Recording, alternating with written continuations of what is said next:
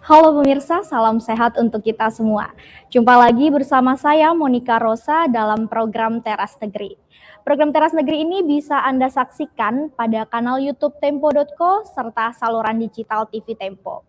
Tamu kita hari ini adalah Bupati Bantul, Bapak Abdul Halim Muslih. Halo Pak Halim, bagaimana kabarnya Pak? Alhamdulillah baik-baik saja. Iya.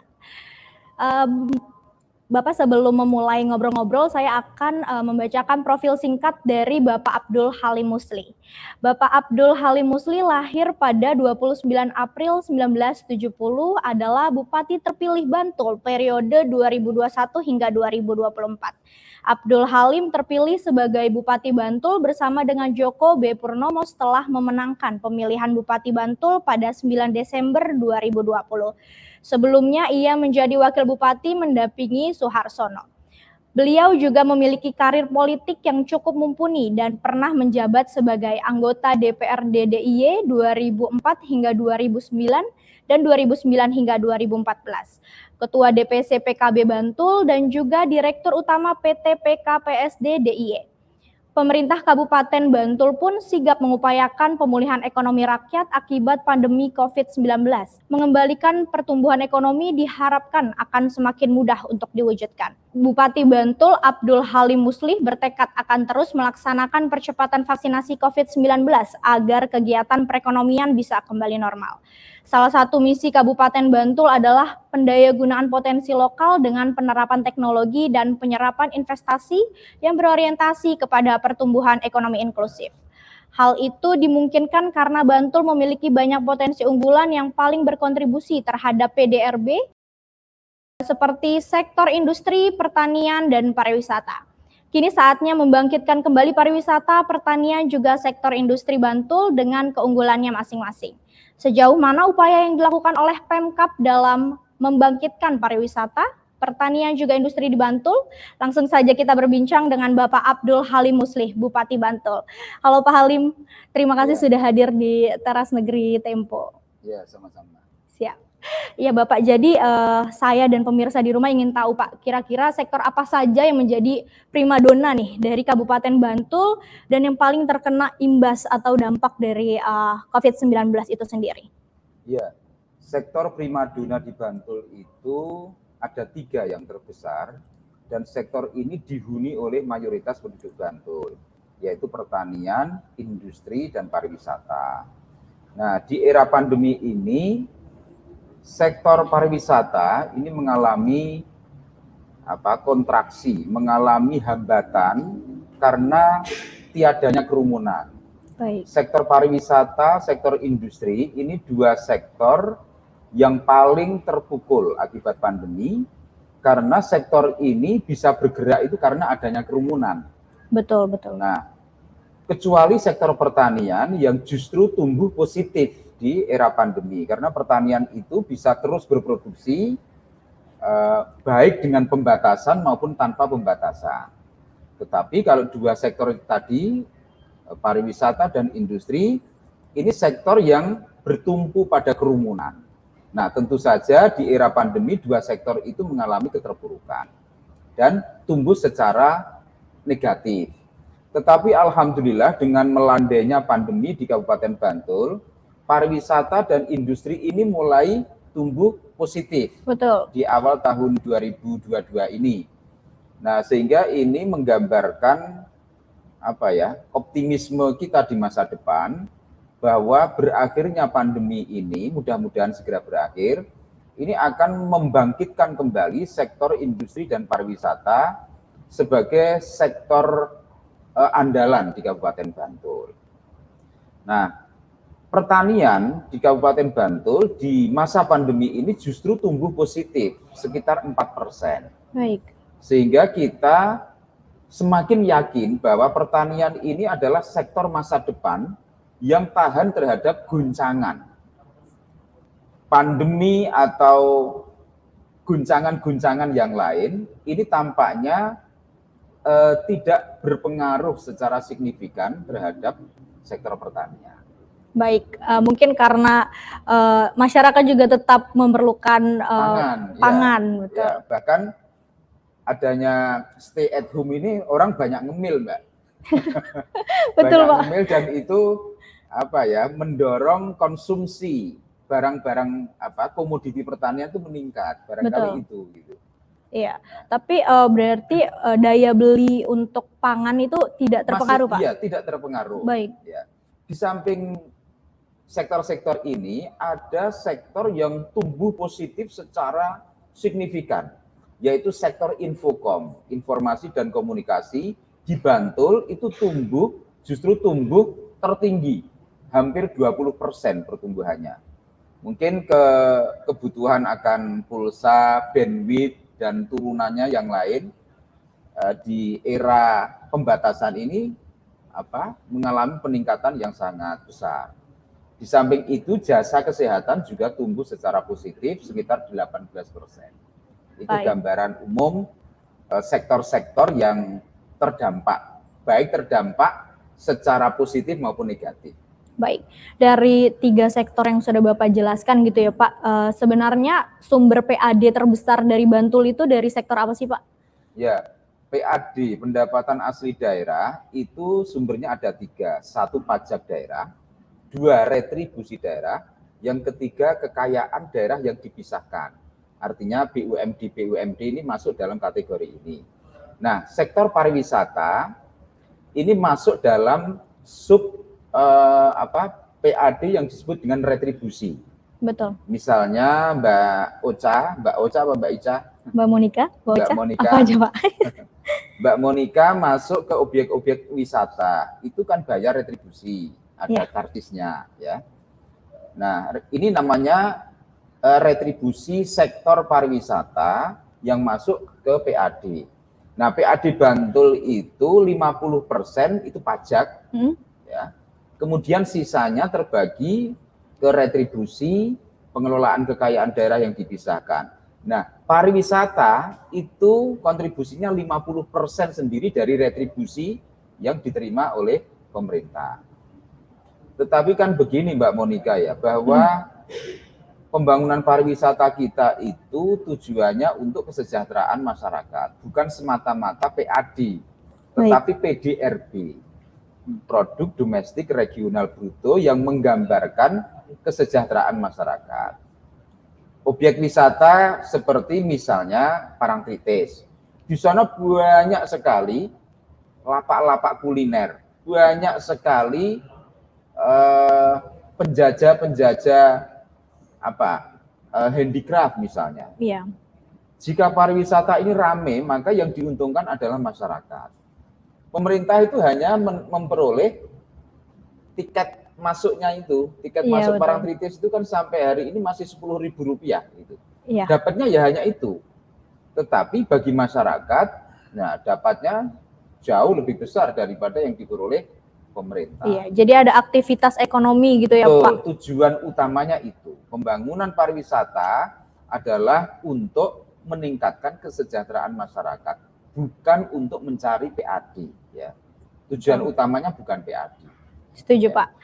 Kalau kemarin saya kan sempat bertemu Bapak juga liputan ya Pak, saya ke Bantul gitu. Dan saya melihat memang untuk pariwisata sudah mulai bangkit gitu Pak, khususnya Jogja, Bantul, yang merupakan bagian dari Jogja itu memang sudah ada kebangkitan pariwisata terlihat ya untuk saat ini. Nah kalau untuk sektor industri gitu Pak, itu pertumbuhannya seperti apa sih Pak, baik sebelum maupun sesudah pandemi? Ya, di era pandemi sektor industri itu berhenti berproduksi sehingga terjadi pertumbuhan negatif 4%. Nah, setelah pandemi ini landai, kita kembali membuka industri ini mulai beroperasi.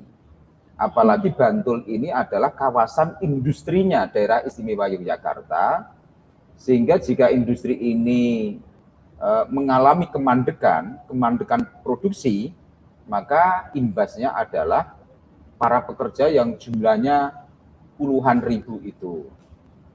Nah, hari ini sudah kita perbolehkan untuk berproduksi dan alhamdulillah mulai awal tahun ini sudah ada tanda-tanda menuju ke arah positif pertumbuhan sektor industri itu. Nah, sehingga para karyawan yang kemarin dirumahkan sekarang ini kembali dipanggil. Betul. Bahkan yang terkena PHK pun sekarang ini mulai direkrut kembali. Dan ya ini karena industri itu bertumpu pada kerumunan, ya. Karena mesin-mesin itu kan ada di dalam pabrik ya, di dalam pabrik, maka tidak bisa work from home. Iya, betul. Ya, harus bekerja di dalam industri itu. Nah, kecuali industri kreatif yang rumahan itu masih saja bisa berproduksi. Ya. Apalagi Bantul itu kabupaten industri kreatif yang terkemuka di Indonesia, ini sungguh sangat mengandalkan sektor industri untuk kesejahteraan masyarakatnya. Betul. Tapi untuk industri sendiri gitu ya Pak, untuk pemasaran UMKM gitu, apakah sudah digitalisasi Pak untuk Bantul itu sendiri? Sudah. Jadi di era pandemi kita berhasil membangun sebuah aplikasi namanya BOS, Bantul Online Shop. Baik. Semacam marketplace yang dibuat oleh pemerintah daerah untuk memasarkan hasil produksi UMKM lokal Bantul. Di samping itu, kita juga menggiatkan namanya kurasi produk. Jadi produk-produk handicraft Bantul itu kita kurasi, kita nilai, kita dampingi agar kualitasnya itu naik sehingga kita lebih mudah untuk memasarkan.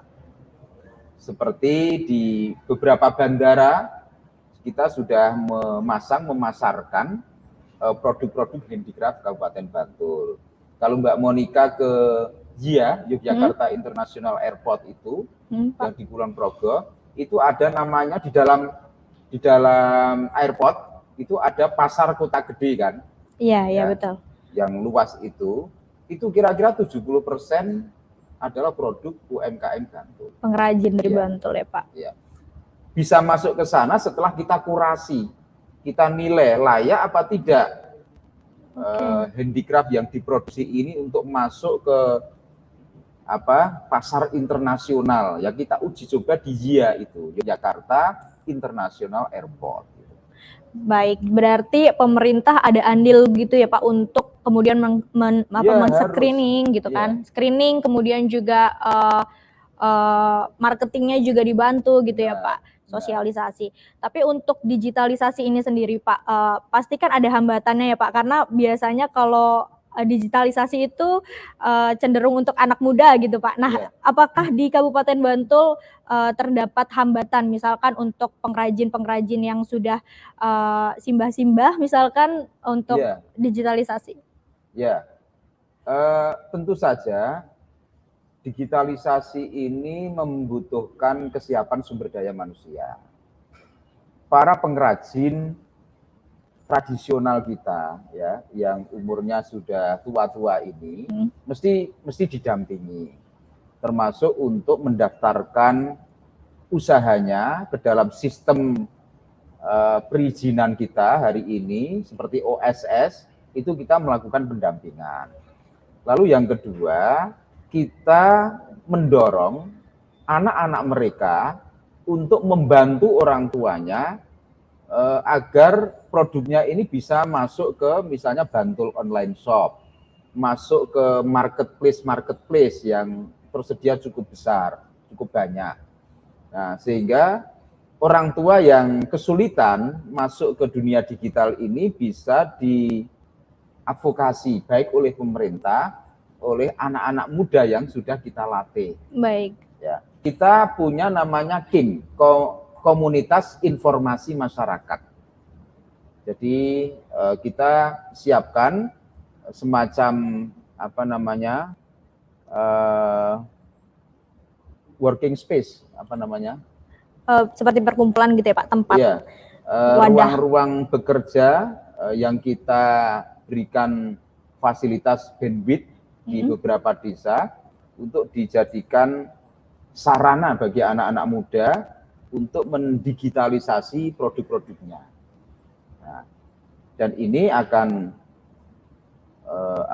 bisa memberikan advokasi kepada para produsen yang tidak ramah terhadap atau gaptek lah katakanlah, gaptek ya, untuk memasuki dunia digital. Baik. luar biasa sekali pemirsa bahwa pemerintah Kabupaten Bantul sudah sangat menyiapkan atau hadir gitu untuk masyarakat, khususnya untuk UMKM-nya ya Pak ya. Yeah. Oke, saya masih penasaran nih Pak, kembali lagi ke pariwisata. Jadi seberapa besar sih Pak untuk pariwisata ini berkontribusi kepada PAD Bantul, kemudian juga bagaimana pariwisata selama ini bisa bertahan gitu Pak di tengah pandemi? Ya. Jadi Bantul ini sudah lama menjadi salah satu destinasi pariwisata terkemuka, tidak hanya di DIY tetapi Indonesia. Kita punya pantai yang sangat legend. Betul. Namanya Parangtritis, ya. Nyi Roro Kidul. Iya. Pantai Selatan. Di sana ada satu spot yang hanya ada di Bantul, satu-satunya di Indonesia. Dan di dunia itu hanya ada dua, di Meksiko dan Indonesia, dan itu ada di Pantai Parangtritis. Apa itu? Gumuk pasir atau sand dune. Nah, sand dune ini menjadi pusat perhatian pemerintah karena ini barang langka yang harus dikonservasi, dilestarikan, dan diamankan dari kerusakannya. Satu itu, kita punya pantai yang sangat legendaris, Pantai Parangtritis. Sehingga pernah ada ini Mbak Monika, pernah ada survei ke wisatawan ketika kita menyebutkan pariwisata daerah istimewa Yogyakarta. Itu yang muncul kalau tidak Parangtritis ya Malioboro. Iya. Oleh ilmu survei ini namanya top of mind. Ya, sudah jadi identitas ya Pak. Jadi top of mind itu apa ya? Ya muncul secara otomatis itu di pariwisata daerah istimewa Yogyakarta, Parangtritis, Malioboro, Prambanan, itu namanya top of mind. Nah, dan Parangtritis ini setiap tahun sebelum pandemi itu menghasilkan 32 miliar pemasukan. Parangtritis saja 32 miliar untuk sebagai PAD, dan dikunjungi sekitar 3,5 juta jiwa, 3,5 juta wisatawan rata-rata per tahun sampai hari ini. Di samping Parangtritis kita punya hutan yang sangat indah, yang tertata dengan bagus, ya di salah satu kecamatan, yaitu Kecamatan Dlingo, yang pernah memenangkan Anugerah Pesona Indonesia dalam kategori surga tersembunyi terpopuler. Luar biasa. Indonesia. Jadi Mbak Monika dan kawan-kawan Tempo, silakan datang ke Bantul. Siap, nanti Pak. Saya antar ke teras surga yang terpopuler di Indonesia. Waduh, khusus nih mau diantar sama Pak Bupati nih. Dan itu sangat luas, spotnya itu banyak. Nah, di samping objek-objek wisata yang besar itu, anak-anak muda di Kabupaten Bantul itu kan anak-anak yang kreatif, membuat spot-spot pariwisata yang tersebar di seluruh kabupaten, yang sering kita kenal sebagai CBT, Community Based Tourism, pariwisata berbasis komunitas, dan itu juga bisa menghasilkan peningkatan kesejahteraan masyarakat. Betul, berarti komunitasnya juga sudah terbentuk dengan kuat ya Pak, gitu ya? Iya. Jadi misalnya di bantaran sungai, Kali Opak, Kali Oyo, itu bantarannya ditata sedemikian rupa, kemudian ditanami, dipasangi gazebo, ada amphitheater di sana untuk musik, live musik, akustik gitu. Dan itu jumlahnya banyak sekali di Kabupaten Bantul. Dan itu dikembangkan oleh anak-anak muda kita, bukan oleh pemerintah. Baik, pemerintah hanya memfasilitasi mungkin ya Pak dan mensupport ya. Oke, kalau untuk kreativitas sendiri memang tidak bisa dipungkiri Pak, karena memang banyak pelajar juga seniman lahir dari Bantul ya Pak, karena banyak sekolah-sekolah.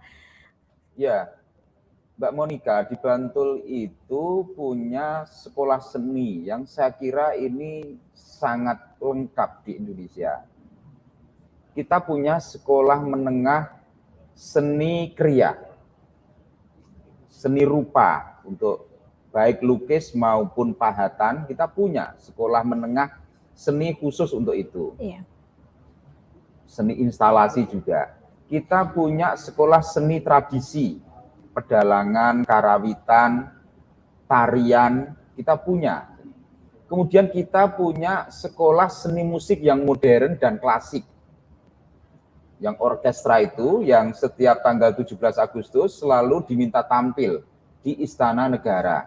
Itu adalah anak-anak Bantul, anak-anak sekolah menengah musik yang ada di Bantul. Luar biasa.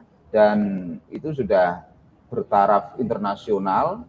Mereka ini sebuah sekolah yang mengembangkan musik orkestra klasik maupun modern. Juga kita punya sekolah tinggi ISI, Institut Seni Indonesia, ada di Bantul. Kemudian kita juga punya sekolah seni atau akademi seni komunitas, dan itu juga ada di Bantul.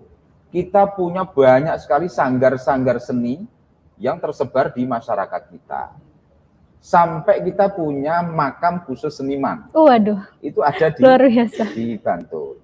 Baik. Nah, sehingga seni di Bantul itu tampaknya sudah mendarah mendaging pada masyarakat Bantul. Betul. Berarti dengan adanya seniman ini, semoga juga budaya di Bantul gitu ya Pak, untuk kemudian menunjang juga nih pariwisata di Bantul, itu terus tumbuh dan semakin menguat gitu ya Pak. Ya, jadi selain industri, pariwisata, pertanian juga kita punya banyak seniman berkaliber nasional bahkan internasional, sehingga ini mendorong Kabupaten Bantul punya banyak potensi yang bisa dikolaborasikan. Baik, masih berkaitan nih Pak dengan pariwisata. Jadi sebelumnya kan memang ada pelonggaran-pelonggaran gitu ya Pak, tapi setelah ada Omikron ini memang pusat mungkin ingin mengetatkan kembali gitu. Nah, kami ingin tahu sih Pak, untuk Kabupaten Bantul gitu ya, itu kebijakannya apa sih Pak yang sekarang sedang berlaku khususnya untuk pariwisata? Ya, kalau menurut Ngarso Dalem, Sri Sultan Hamengkubuwono ke-10, itu kita ini harus menyikapi pandemi ini, COVID ini, sleeping with enemy, tidur dengan musuh. Jadi artinya musuh ini jangan dihindari, ya dihadapi saja, diajak berdamai, agar walaupun kita berada di samping musuh, kita tetap bisa eksis, bisa beraktivitas dengan baik. Maka kita memerlukan adanya pemulihan ekonomi di samping juga perlindungan kesehatan masyarakat. Dua-duanya harus dijalankan. Kalau kita hanya fokus melindungi kesehatan saja, misalnya dengan pengetatan, dengan penerapan stay at home, ya ekonomi tidak akan pulih. Baik. Karena banyak sektor ekonomi kita itu yang berbasis kerumunan atau bertumpu pada kerumunan. Pariwisata, industri, perdagangan. Nah, karenanya antara perlindungan kesehatan dengan pemulihan ekonomi ini harus seiring berjalan. Pariwisata tetap kita buka, tetapi penerapan protokol kesehatan ini harus kita lakukan secara ketat. Bahkan sampai kita memasang barcode untuk pembayaran retribusi itu secara online. Oh, baik. Jadi sudah cashless, tidak uang cash. Seperti kalau Mbak Monica masuk ke Parangtritis, ya masuk di pintu TPR-nya itu selalu disarankan untuk membayar cashless agar mengurangi kontak fisik. Nah, kemudian kita sudah menerapkan CHSE di 20 objek pariwisata yang ada di Kabupaten Bantul. CHSE, sehingga objek-objek wisata di Kabupaten Bantul itu memenuhi standar kesehatan. Jadi tetap kita buka ya aktivitas pariwisata, tetapi dengan pengawasan dan kendali yang ketat. supaya perlindungan kesehatan jalan, pemulihan ekonomi juga berjalan. Dan alhamdulillah hari ini capaian vaksinasi kita sudah 92%. Luar biasa. Kemudian kita sudah memasuki ke vaksinasi ketiga, vaksinasi booster. Anak-anak juga sudah mencapai sekitar 95% vaksin untuk anak-anak kita. Dan kita hari ini sedang melakukan sero surveillance titer antibody untuk mengetahui setelah divaksin ini kekebalan penduduk Bantul itu seberapa. Baik. Nah, ini sedang berjalan. Kita kerjasama dengan Fakultas Kedokteran Universitas Gadjah Mada. Jadi kita tes betul setelah divaksin ribuan orang ini, kira-kira tingkat kekebalannya, imunitasnya itu seberapa. Kalau nanti kekebalannya tinggi berdasarkan uji klinis ini, kita semakin pede untuk beraktivitas ekonomi. Baik, ya. Berarti untuk mengecek atau melihat kembali gitu ya Pak, maksudnya teori, kalau dari teori itu kan memang 70% akan terjadi kekebalan komunitas gitu ya Pak ya.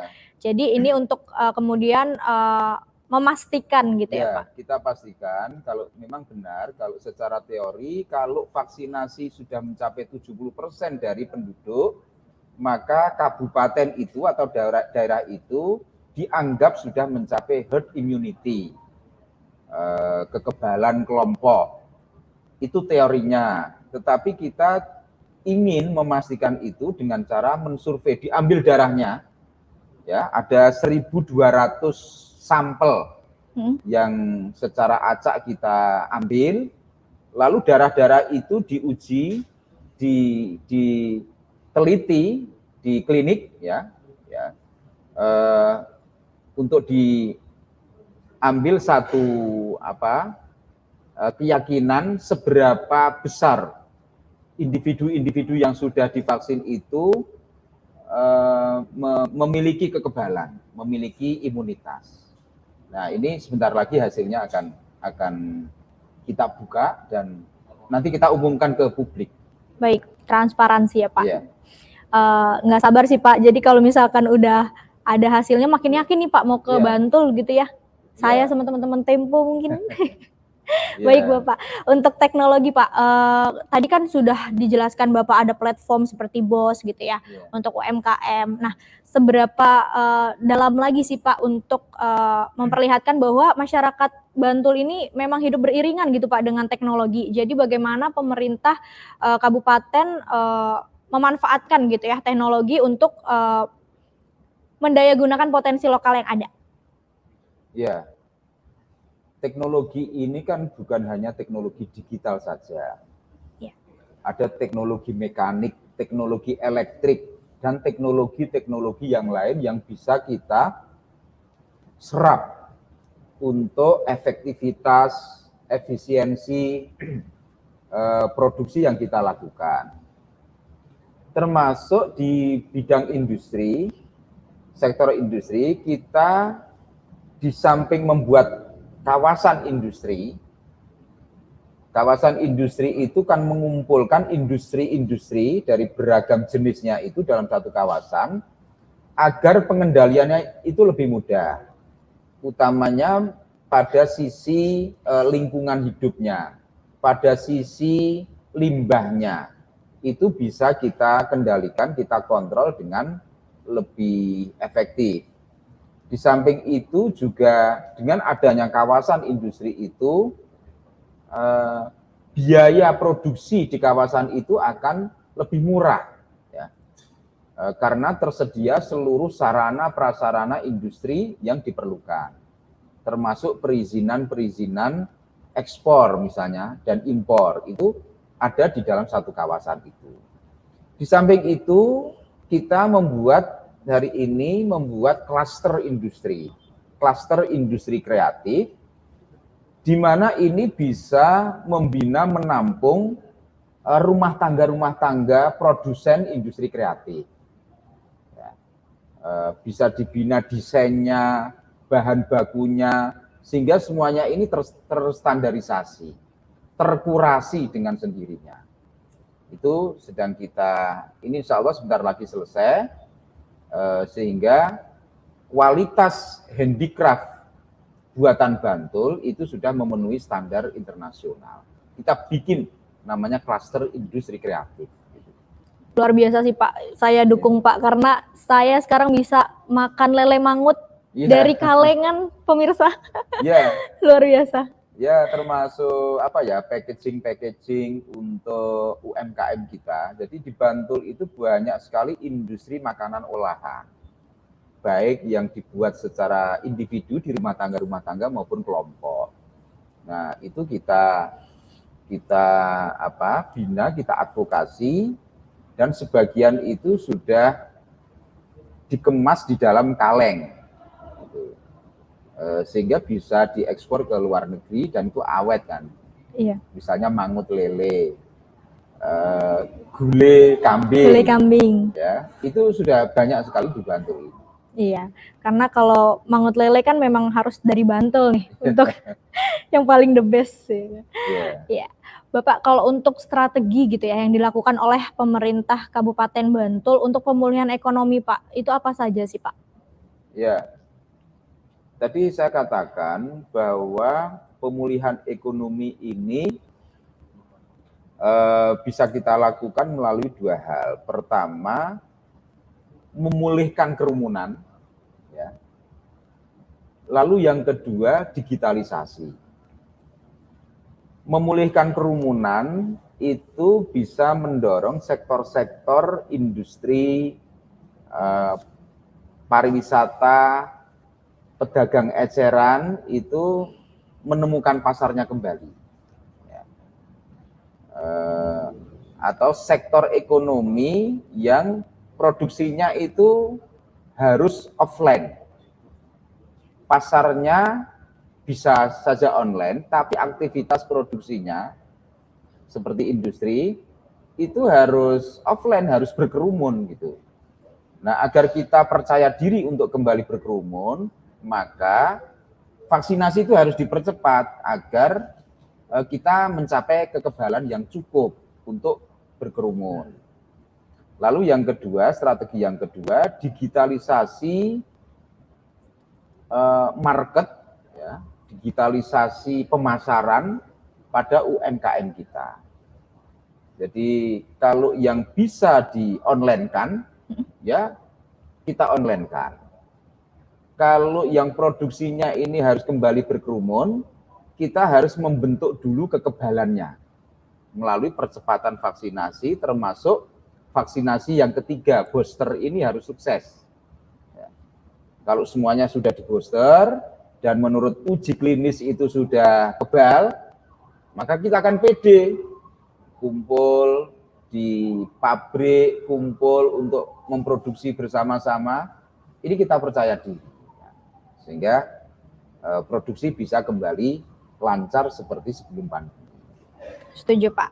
Nah, selain vaksinasi Bapak, untuk Kabupaten Bantul sendiri kesiapannya udah seperti apa nih Pak untuk nakes, kemudian rumah sakit untuk ya jangan sampai kita ada Omikron gitu ya Pak. Yeah. Tapi kan memang yang terjadi adalah sekarang sudah mulai naik gitu ya Pak kasus-kasus. Itu kesiapannya seperti apa? Yeah.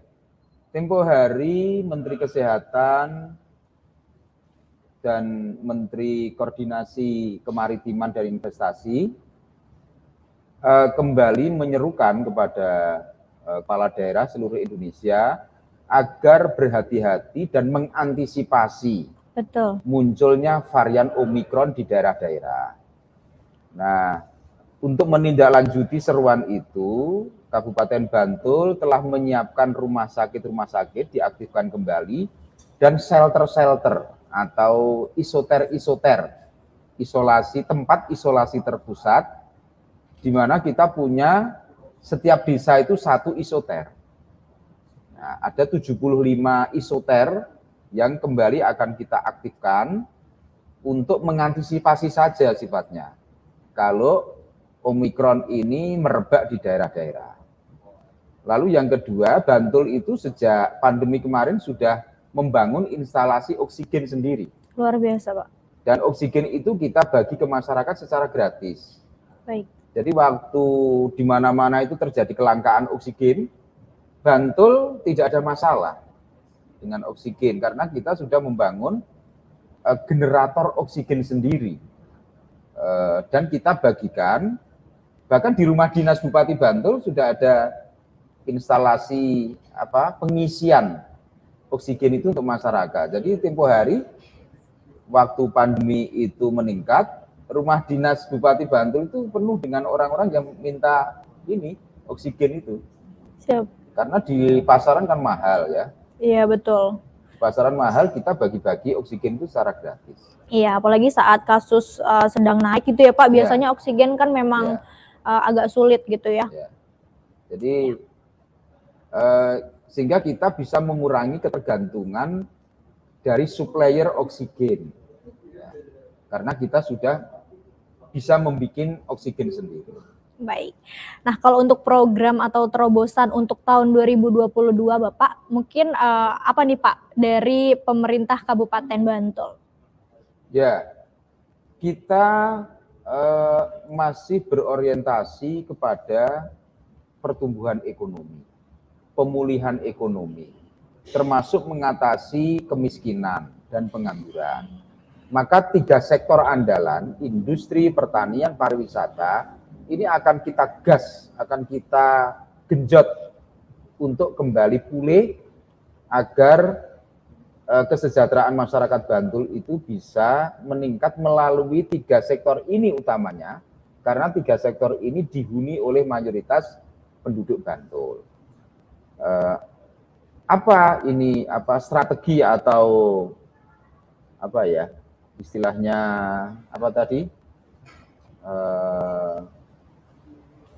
istilahnya Mbak Monika menyebut prioritas yang akan dikembangkan. Kita ingin mengembangkan food estate di Kabupaten Bantul. Ada 4 komoditi andalan, jagung, bawang merah, kedelai, dan cabai. Ini kita kembangkan baik di dalam musim maupun di luar musim. Kita sudah melakukan terobosan baru menanam cabai di luar musim. Oh baik. Di luar musim dan hasilnya bagus. Sehingga kesejahteraan petani itu bisa kita tingkatkan. Karena kalau di luar musim itu kan harganya mahal. Iya betul. Ya. Harga cabai misalnya di luar musim itu bisa mencapai 125.000 per kilo. Tetapi kalau di dalam musim itu hanya 4.000 per kilo.